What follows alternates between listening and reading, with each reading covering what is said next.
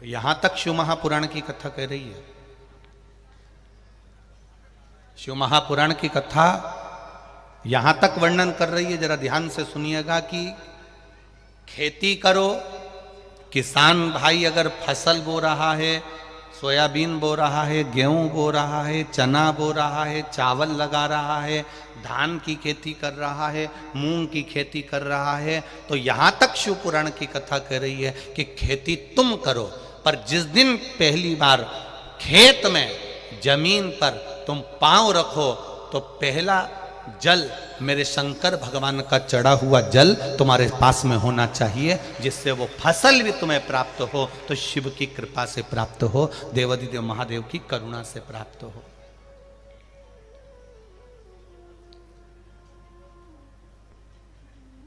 भगवान शिव की कृपा से हमको मिले। महाराज पूरी जिंदगी, पूरा जीवन, जैसे एक किसान पूरा जीवन जमीन पर निकाल देता है, उसी तरह एक माता पिता भी अपना जीवन अपनी औलाद के लिए निकाल देते हैं। अपनी औलाद के लिए एक माता पिता पूरा जीवन निकाल देते हैं। माँ बाप की पूरी लाइफ गुजर जाती है बेटे की लाइफ बनाने में।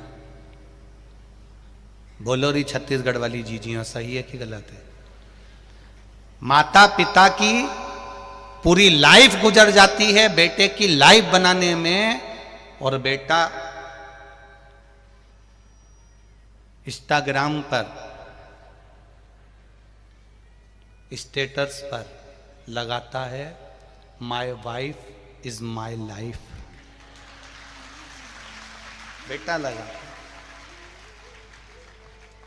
उसने एक बार नहीं लगाया कि मेरे माता पिता मेरी लाइफ हैं।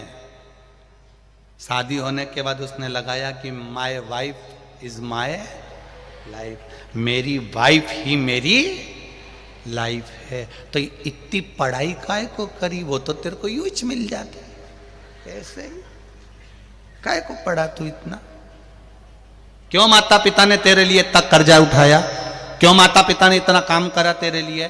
दिन रात खेत में काम करता रहा, दिन रात जमीन में काम करता रहा, गीले में उसके पांव तक गलने लगे। जब धान की खेती करता है तो पांव तक उसके गीले गीले रहते हैं, ठंड बैठ जाती है शरीर में, श्वास की दमे की तकलीफ हो जाती है उसको, ठंड गर्मी बारिश सब ऐसे ही